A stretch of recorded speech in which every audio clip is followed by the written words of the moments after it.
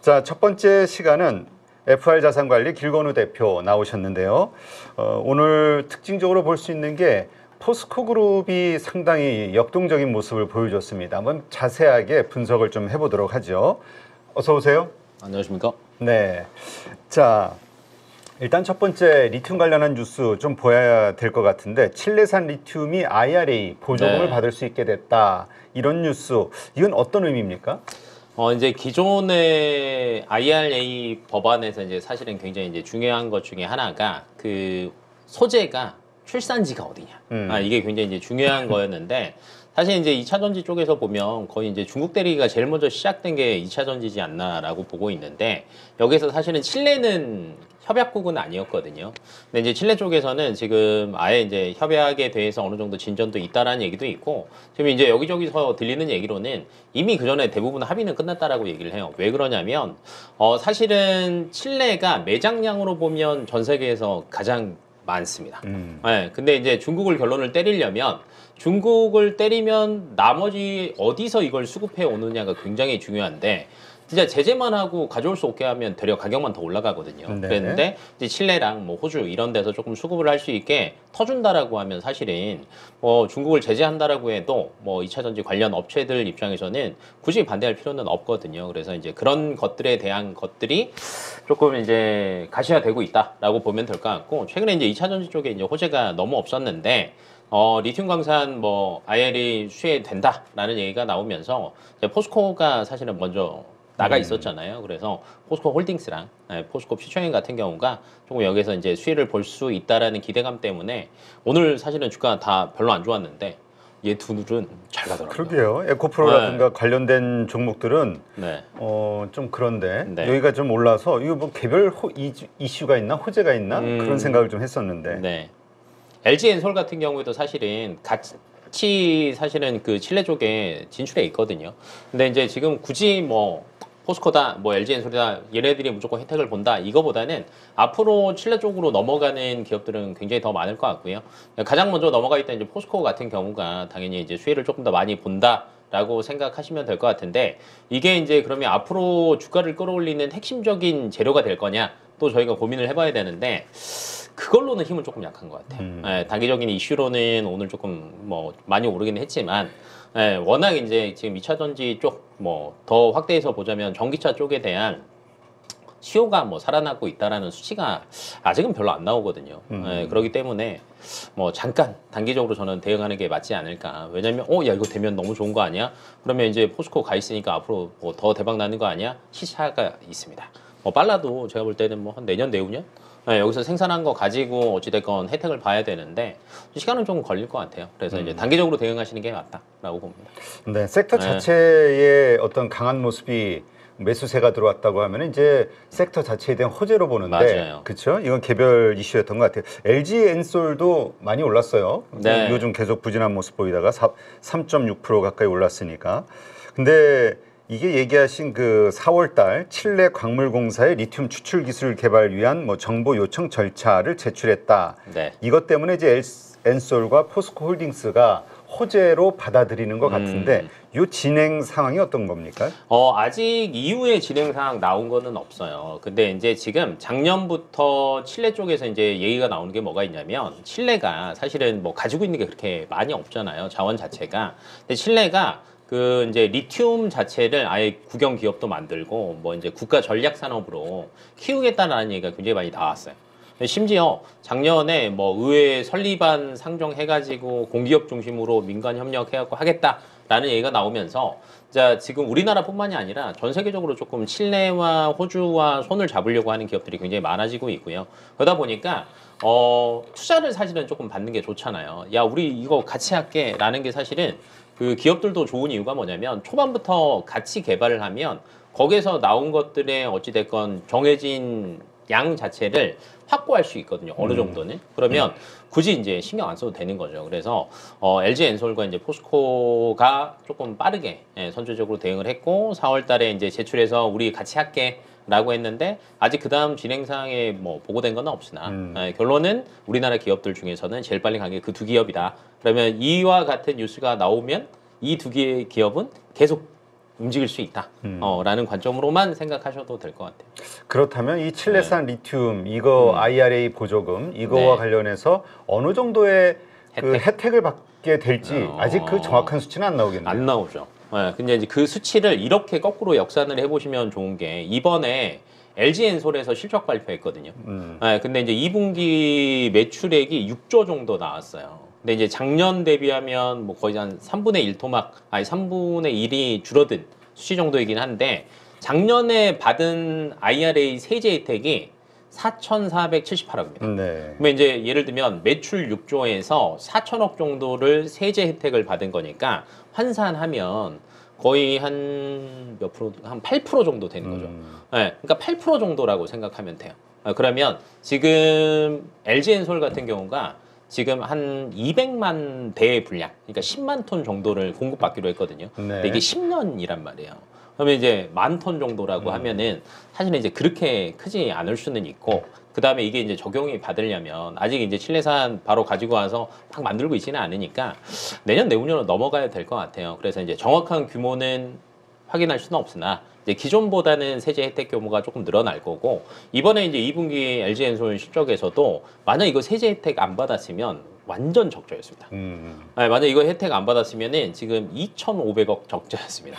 네, 그래서 사실은 이제 IRA가 우리나라 기업들한테 왜 중요하냐면 이제 전기차 같은 경우가 기존에 이제 침투율을 굉장히 빠르게 상승시켰던 가장 큰 이유는 저는 보조금이라고 보거든요. 그렇죠. 왜냐하면 비싸기 때문에 보조금을 받아야 구매하는 사람들 입장에서 이게 문턱이 조금 낮아지니까. 근데 이제 이게 IRA를 하면서 예를 들어서 비싸게 팔고 많이 남기면 좋은데 비싸게 팔지도 못하는데 남는 것도 별로 없다? 그러면 사실은 적자에서 벗어날 수가 없거든요. 근데 이래서 이제 세제 혜택을 받냐 못 받냐가 굉장히 중요했고, 그래서 이제 원산지를 어디로 할 거냐도 굉장히 중요해졌고, 그러다 보니까 이제 중국을 때리기가 점점점 강화가 되다 보니까 이게 칠레로 조금 바톤이 넘어갔다라고 생각하시면 될 것 같고요.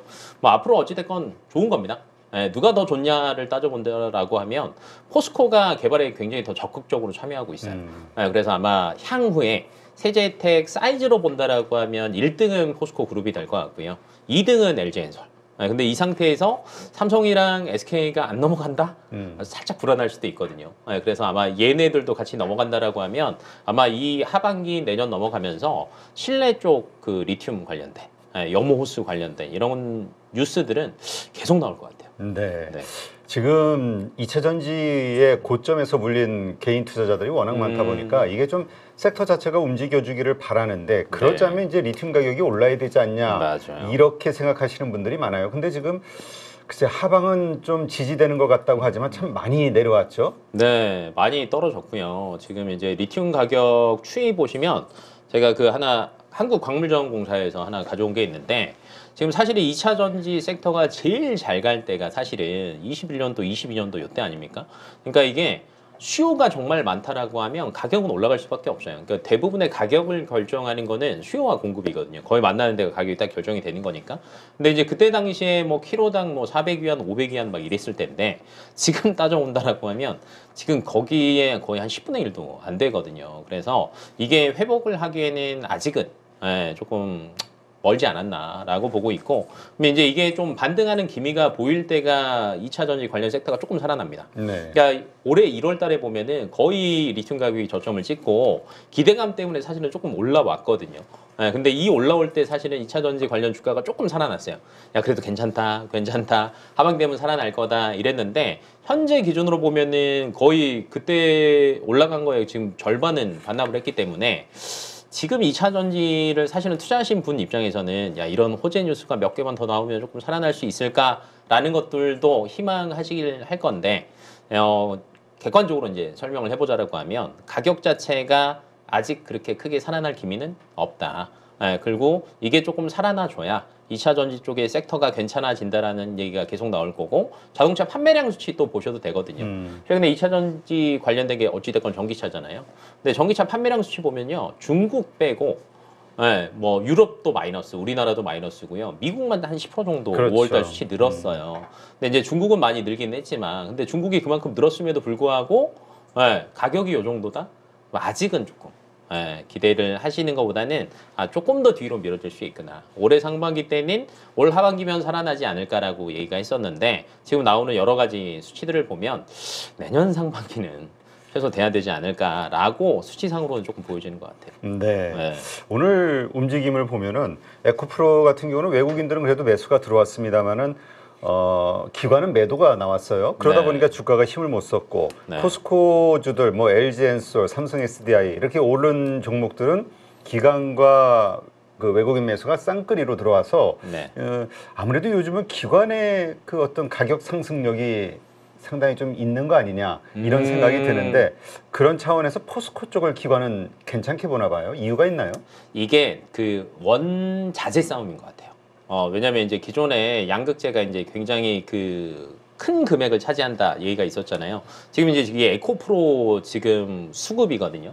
근데 외국인이랑 기관들이 보면 그렇게 크게 최근 들어서 6월 말부터 7월까지 들어온 건 별로 없습니다. 근데 포스코 같은 경우에는 괜찮아요. 포스코 홀딩스 같은 경우에는 수급을 보면 오늘도 이제 뉴스 때문에 움직이긴 했지만 그 전에 수급이 괜찮아요. 기관이랑 외국인들이 그래도 한 절반 이상은 매수를 하고 있는데 두 가지 이유가 있는 것 같습니다. 첫 번째는 워낙 2차 전지가 저점에 있다라는 거. 왜냐면 이제 기존 대비하면 사실은 수요 부진이기 때문에 저점에 있기는 하거든요. 근데 참 주가라는 게 계속 저점에 있지는 않아요. 그러니까 조금 저가의 매력을 볼 수 있는 구간이다라는 게 하나가 있었고 두 번째는 아마 내년 상반기쯤에는 조금 반등할 수 있는 기미가 있다라고 얘기가 나오잖아요. 왜 그러냐면 지금 올해 뭐 예를 들면 9월 달에 금리 인하하고 그러면 이제 뭐 끝날 수도 있고 한 번 더 할 수도 있겠지만 내년에 대한 기대감이 확 올 거예요. 올해 금리 인하를 시작하게 되면 야 그러면 내년엔 진짜 못해도 한 3-4번은 하겠네 라는 이슈가 나오게 된다라고 하면 저는 전기 자동차 판매량이 조금 반등할 수 있는 구간이라고 보거든요. 그러면 당연히 상반기부터는 조금 나아질 수 있다라는 얘기가 계속 나올 거예요. 그러니까 외국인들이랑 기관들이 조금 손이 간다라고 생각하면 될 것 같고 그다음에 이제 원소재 싸움. 왜냐하면 결론은 싸게 만들어서 중국 애들이랑 또 싸워야 되잖아요. 그렇죠. 왜냐면 이 저가 경쟁력은 어쩔 수 없거든요. 그러면 이걸 싸우려면 얼마나 소재를 싸게 사오느냐는 겁니다. 그러면 우리나라에 이제 굉장히 많은 소재 업체들이 있지만 대표적인 게 에코프로 그룹주랑 포스코 그룹주라고 보시면 되는데 많은 것들을 가지고 있습니다. 에코프로 같은 경우에는. 근데 기존에 너무 많이 올랐어요. 그래서 아마 이거를 기존 주가를 회복하기에는 사실은 조금 부담스러울 수 있다. 근데 포스코 같은 경우에는 조금 더 에코프로보다는 늦었지만 기존에 워낙 철강 기업으로서 가지고 있는 재료들도 많고 그 다음에 이제 고객사들도 많고 뭐 이제 예를 들어서 이번에 신라랑 열심히 하는 것처럼 가져올 수 있는 데가 정말 많이 있거든요. 나라들 자체가. 그러다 보니까 원소재 쪽에서 경쟁력은 포스코가 훨씬 더 있지 않냐. 그리고 이제 2차 전지 항상 고점에서 조금 빠졌을 때도 대부분의 전문가들, 이제 기관 쪽에서 나오는 리포트나 이런 걸 보셔도 에코프로보다는 포스코 관련된 리포트를 훨씬 더 많이 보셨을 거예요. 그러니까 지금 에코프로는 굉장히 고점이다. 하지만 앞으로의 경쟁력을 본다라고 하면 포스코가 훨씬 더 위에 있을 수 있다라는 게 지금 딱 매수세를 보면 요 말이 조금 먹혀 들어가고 있는 구간인 것 같아요. 네. 근데 기술적 분석으로 봤을 때도 포스코 홀딩스나 퓨처엔 같은 경우는 거래량이 실린 그 저항선 돌파 61선 위로 올라섰기 때문에 네. 앞으로 이게 바닥 시그널이 되진 않을까 이렇게 기대하는 분들도 있을 것 같아요. 좀 되는 것 같아요. 네. 왜냐면 맞아요. 방금 이제 대표님이 얘기하셨는 거 수급이 어느 정도 들어오고 사실은 지금 저항선 자체가 이제 대부분 역배열입니다. 현재 2차 전지 관련된 대부분의 기업들은 다 역배열인데 이 역배열에서 가장 1번이 21선 돌파하는 거고 그 다음에 61선에 얼마나 빨리 안착하느냐잖아요. 근데 이제 최근에 오늘 딱 수급량을 보시면 60을 딱 뚫었습니다. 저는 이제 중요한 게 이번 주라고 봐요. 그러니까 이제 내일까지 어느 정도 수급이 조금 받쳐주고 다음 주까지 넘어간다라고 하면 121선 이상을 조금 노려볼 수 있을 것 같고 반대로 아까 제가 조금 우려하는 굉장히 단발적인 이슈일 수 있다. 라는 게 조금 만약에 논리가 먹힌다라고 하면 또 바로 내려올 수도 있거든요. 근데 이거는 사실은 저희가 길게 본다라고 하면은 바닥에 가까운 건 맞습니다. 근데 지금 당장 짧게 투자하시는 분들 입장에서는 또 완전 위치가 다를 수도 있거든요. 근데 이게 시장에서 어떤 걸 선택할지는 사실은 시장에 어느 정도는 조금 맡겨야 되는 것들도 있어서 저는 이제 가지고 계신 분들이라면 조금 반등을 노려볼 수 있을 네. 것 같고 신규를 보시는 분들 같은 경우에는 저는 다음 주 한 화수 정도에 수급이랑 어느 정도 다 확인하신 다음에 들어가도 저는 충분할 것 같아요. 그렇다면 이 포스코 퓨처엠 오늘 아무래도 시장에서 강한 게 포스코 쪽이다 보니까 네. 이 포스코 퓨처엠이나 홀딩스를 들고 있는 주주들 입장에서는 일단 그냥 버티야 되겠죠. 그게 맞고요. 네. 그게 맞고요. 이 사실 뭐 지금 요거 올랐다고 팔지도 못해. 물린 게 원체 높아가지고. 이제 저희가 손실 확정이라고 얘기하잖아요. 네. 안 팔고 버티면 예, 손실이 확정이 아니에요. 근데 파는 순간 손실이 확정되고 그럼 다시 저가에 사냐? 그거 어렵거든요. 예, 그러면 이 구간에서 어떻게 해야 되냐라고 한다라고 하면 홀딩이 맞을 것 같고요. 예, 어찌됐건 반등의 기미가 뭐 내년으로 미뤄주기는 했지만 전기차로 바뀌는 게 지금 최근 들어서 이제 캐즘 얘기도 나오긴 하잖아요. 원래 이 캐즘에 걸리면 뭐 굳이 전기차가 아니더라도 대부분의 새로 나온 것들은 한 2년 정도 캐즘 기간이 있어요. 그러니까 그 기간만 넘으면 또 다시 급성장하는 구간이 오거든요. 그래서 이제 2차 전지 관련 투자를 보유하고 계신 분들은 장기적으로 저는 사실은 보는 게 맞다라고 보고 있고, 그러면 이제 만약에 이제 둘 중에 하나, 포스코 홀딩스가 낫냐, 퓨처엠이 낫냐라고 본다라고 하면 홀딩스는 아직 이제 철강 쪽도 있잖아요. 그렇죠. 그러니까 매출에서 거의 이제 40대 40을 차지하고 있는 게 그 2차 전지 쪽이랑 철강 쪽이라고 보시면 될 것 같거든요. 근데 현재는 철강 쪽이 조금 더 높긴 하지만 앞으로의 성장성이 사실은 주가에 반영되는 거니까. 근데 철강 쪽이 중국 쪽에서 이제 건설 쪽 경기 좀 살아날 거야, 여러 가지 부양할 거야라는 얘기가 나올 때마다 조금 움직이기는 하지만 그렇게 아직은 영향받을 구간은 아닌 것 같아요. 그래서 홀딩스보다는 만약에 그래도 아직 2차 전지 저점을 노려보시는 신규 투자자분이 있다라고 하면 저는 퓨처엠 쪽이 훨씬 더 낫지 않을까 싶습니다. 네. 네.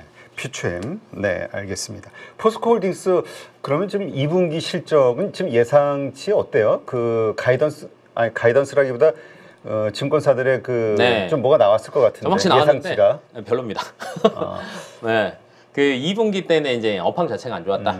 라고 이제 나오고 이 있고. 화학 쪽. 네, 맞습니다. 그래서 이제 2분기 때 매출은 나쁘지 않아요. 18조 정도 하는데 이것도 작년 대비하면 한 10% 정도 준 거고요. 근데 이제 영업이익이 반토막입니다. 6,400억 정도 이제 예상치가 나왔는데 51% 정도. 근데 이제 그나마 조금 다행인 거는 1분기 때보다는 10% 정도 올랐어요. 그러니까 이제 바닥을 지나가고 있는 구간은 맞는 것 같아요. 근데 아직까지 100% 완벽하게 회복하는 그치, 시그널은 우리가 안 미래를 알 수 없으니까. 맞습니다. 바닥권인 것 같기는 한데 맞아요. 이게 진짜 바닥인지 아니면 여기서 또 맞아요. 더 할지 아니면 더 오래 갈지. 횡보를 할지. 네, 그래서 아직 그거는 사실은 몰라요. 근데 이게 자꾸 이제 제가 오늘은 금리 인하를 얘기하는데 사실은 이 금리 인하 시기에 따라서 눈치 보고 있는 섹터들이 굉장히 많습니다. 이제 저는 대표적으로 이제 뭐 철강도 있고 2차 전지도 있다라고 말씀을 많이 드리는데 이거는 사실은 나 이미 바닥이야 들어가도 충분해라고 그걸 맞출 수 있는 사람은 없는 것 같아요. 근데 이게 한 1년 정도 들고 있을 거다라고 하면 사실은 지금 들어가도 충분하지만 왜냐하면 바닥을 지나가는 건 맞으니까. 근데 이제 짧게 보시는 분들 같은 경우에는 지금 들어가기에는 모르거든요. 정말 재수 없으면 또 물릴 수도 있는 구간이다라고 생각을 하시고 2분기 실적은 요 정도 예상되니까 그러면 이제 주가가 크게 움직이지는 않을 거거든요. 3분기 때 거 보시고 뭐 중국 쪽 이슈 보시고 금리 인하 이슈 보시고 들어가도 저는 충분할 것 같아요. 네. 알겠습니다. 지금 철강 쪽 분위기는 어때요? 실적 관련해서 네. 철강 쪽이 뭐 중국이 어렵다 보니까 그 뭐 기대를 안 하는 것 같긴 하지만 그래도 어느 정도 나쁜지 혹은 좀 1분기에 비해서 회복 추세인지 뭐 좀 나와 있는 정보들이 있나요? 이게 보면 그냥 딱 그 노멀합니다. 그냥 아직 쭉 횡보하고 있다라고 생각하면 될 것 같은데 지금 보니까 포스코 쪽에서 이제 철강 여러 가지 이제 보잖아요. 그러니까 중국 쪽에서 이제 수입하는 그러니까 가격들을 조금 많이 보시면 되는데 2분기 때 철광석 수입 가격이 톤당 113불이었습니다. 네. 근데 이게 어느 정도 쓰냐면은 그냥 소소해요. 그러니까 아까 리튬 가격 얘기하는 것처럼 수요가 많이 살아난다라고 하면 사실은 철광석 가격도 많이 올라가거든요. 근데 이제 숫자상으로 볼 때는 아직은 어찌 됐건 바닥 구간이다. 그리고 뭐 7월, 8월에도 아직 크게 나아질 거는 없다. 예, 그래서 아마 상승폭은 사실은 이 가격 추이를 본다라고 하면 조금 제한적일 것 같아요. 예, 그래서 아까 얘기했던 것처럼 포스코 홀딩스 같은 경우는 철강도 조금 살아나 줘야 되는데 아직 이쪽 가격이나 그다음에 여러 가지 뭐 중국 쪽에서 여러 가지 얘기들은 나오고 있지만 확실한 게 안 나오고 있고 그다음에 이제 심플하게 지금 최근 들어서 이제 건설 쪽 우리나라도 보시면 리포트 거의 안 나오죠. 네, 왜냐면 지금 건설 쪽이 사실은 크게 나아질 게 별로 없거든요. 그러면 철강을 많이 쓰는 데가 그나마 이제 조선, 그 다음에 자동차, 그 다음에 이제 건설 이렇게 생각을 하셔야 되는데 요 삼박자가 조금 다 맞아 떨어져야 되는데 아직 자동차와 조선만으로 철강 가격을 끌어올리기에는 조금 부담은 있는 것 같아요. 네, 그래서 건설 쪽 이슈, 특히 이제 중국 건설 쪽 이슈 조금 보신다라고 하면 야 정말 괜찮아지는 소식이 나오면 그때부터 철강 가격 조금 움직일 수 있고 가격 움직인다라고 하면 포스코 홀딩스도 그때 조금 따라 움직일 수 있다라고 생각하시면 조금 이해가 쉬울 것 같아요. 네. 네. 자, 내일 포스코 2차 전지 밸류데이 행사가 있죠. 네. 이것이 주가에 미칠 영향, 우리가 거기서 뭘 포인트로 보면서 주목을 해야 되는지. 이게 참 이 밸류데이 하면은 그래서 요즘 기업들마다 무슨 데이를 자꾸 만들어. 뭐 이제 이건 거죠. 야 우리 이렇게 해서 앞으로 조금 괜찮아질 거야라는 건데 지금 딱 정해져 있지 않습니까? 포스코에서 이제 밸류데이에서 나올 얘기는 첫 번째는 칠레 얘기 나올 거고요. 그래서 칠레 우리 열심히 하고 있는데 IRA 혜택 볼 거야. 그렇다라고 하면 우리 굉장히 싸게 공급할 수 있어. 그래서 아마 이 수요 부진의 시기만 건너가면 우리 수익성 좋을 거야라는 얘기 할 거예요. 그다음에 이제 두 번째는 음극재 얘기할 겁니다. 지금은 대주전자재료가 캐파량은 제일 높지만 우리가 열심히 해가지고 지금 투자 많이 하고 있으니까 캐파 많이 늘어날 거야. 그러면 아마 내년 내후년에 실리콘 음극재 채택하는 것들도 많아지고 가격도 올라갈 건데 이거 수요 우리 볼 수 있어. 근데 이 정도는 이미 시장에서는 다 체크하고 있는 거예요. 네. 그러면 이 외적인 게 여기에서 만약에 또 나왔다. 라고 하면 이제 주가는 움직일 수 있고 그러지 않는 이상은 사실은 크게 움직일 거는 저는 없다라고 봅니다. 알게 모르게 이제 저희가 오픈은 안 됐는데 야 어디랑 공급 이야기 좀 하고 있어. 뭐 이런 정도 나와야 될 것 같은데 그런 얘기는 안 나올 것 같습니다. 그래서 큰 기대는 안 하셨으면 좋겠습니다. 네. 자, 우리 이 포스코 그룹주 오늘 저에게 뛰다 보니까 네. 자꾸 과거의 기억이 나다 보니까 포스코주들 한두 개가 움직이면은 그 같이 동반해서 움직이는 네. 그 현상들이 좀 가끔 있어가지고 네. 과연 포스코 그룹주에서 최선호주는 무엇일까? 이거에 대해서 고민하시는 분들이 있을 것 같아요. 예를 들면 옛날에 이제 포스코 홀딩스 가면 포스코 퓨처엠 가고 그다음에 인터내셔널 가고 이제 쭉 잘 돌았는데 지금은 순서대로 본다라고 하면 저는 포스코 퓨처엠이 1번, 그다음에 포스코 홀딩스가 2번, 그다음에 인터내셔널 같아요. 근데 이제 이게 후루룩 훈풍이 퍼지려면 섹터가 사실은 조금 살아나야 된다라는 거. 근데 아직까지는 이제 그런 이슈들은 조금 보이지 않고 있으니까 확대 해석은 금물하자. 조금 피하시는 게 좋지 않을까. 네. 알겠습니다.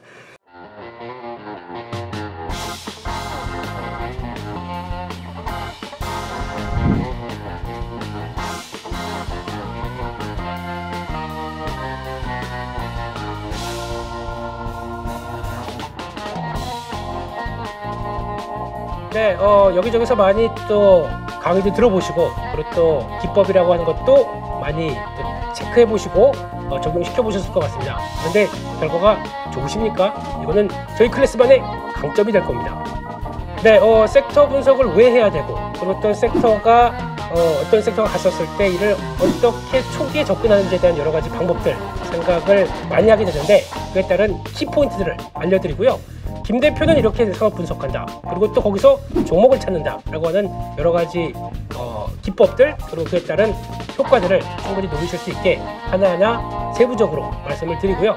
거심 종목까지 같이 스터디를 하시면서 충분히 시장을 끌어가실 수 있도록 그렇게 말씀드리도록 하겠습니다. 네, 라이브를 충분히 활용하겠습니다. 거기서 나오는 질문들 그리고 또 매매하시다가 요런 때 참 애매할 텐데 라고 하는 제가 겪었던 부분들 그대로 담고 또 문의가 들어오게 되면 충분히 안내를 드리겠습니다. 이거는 저희 클래스만의 강점이 될 겁니다.